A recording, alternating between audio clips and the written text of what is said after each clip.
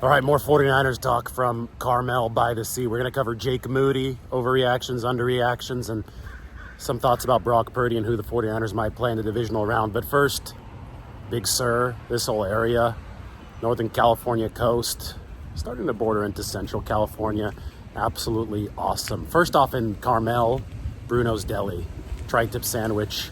That's the cheap eat that you have to have. But if you ever want to treat yourself, you're driving down the iconic PCH, Highway 1, California coastline, go to the Post Ranch Inn. Go to Sierra Mar at the Post Ranch Inn. We did treat ourselves yesterday. The lunch there is what you want on a sunny day in Big Sur. Nothing better than 1,200 feet above sea level. And only a few feet away from the sea is the Post Ranch Inn and Sierra Mar. It's like putting a Salesforce tower or a skyscraper right on the ocean. That's how much elevation you have. Well, speaking of beautiful sights, the 49ers are going to try to put one on during the playoffs. In 2019, when they rolled through the NFC playoffs, it definitely was a sight to behold, right? When they blew out the Vikings and then they blew out the Packers.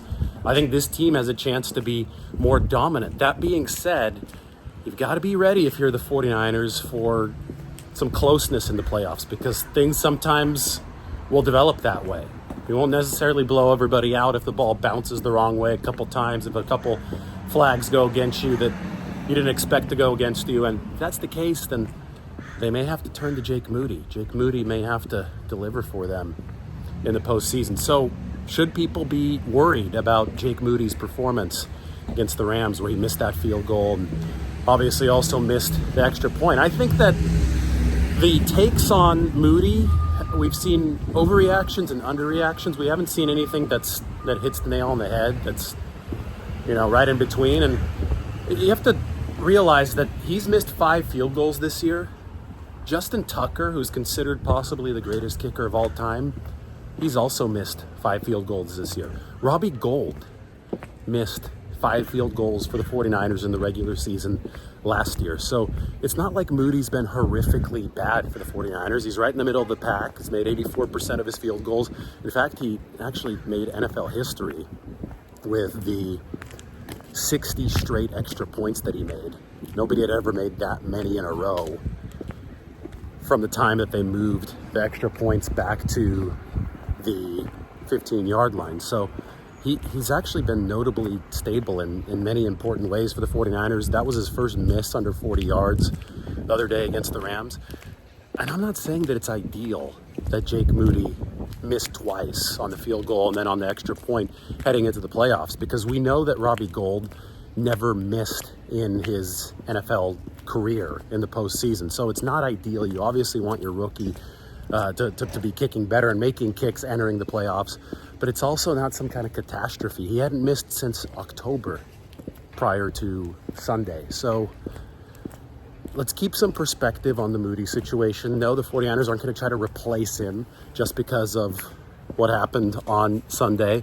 They just hope that he can turn it around just like he turned it around back in October. He made 10 straight field goals moving past that Vikings game in October to where he is at now before he missed against the Rams. That being said, there might be some pressure on Jake Moody, so I'm sure that people are going to be holding their breaths this weekend. But the 49ers have had worse kicker situations before, and they won Super Bowls with them.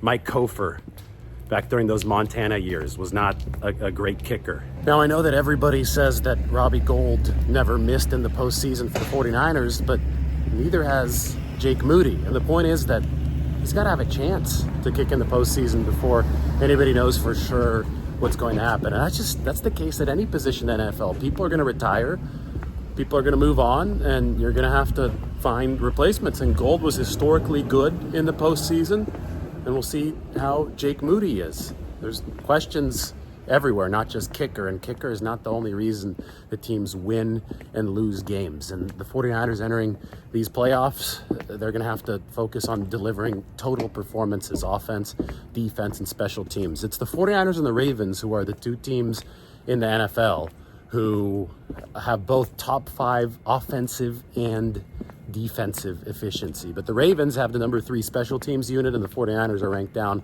at number 25. So it's really important that the 49ers bind the totality of things together when it comes to this postseason, which starts obviously this weekend. Now, who do the 49ers want to play?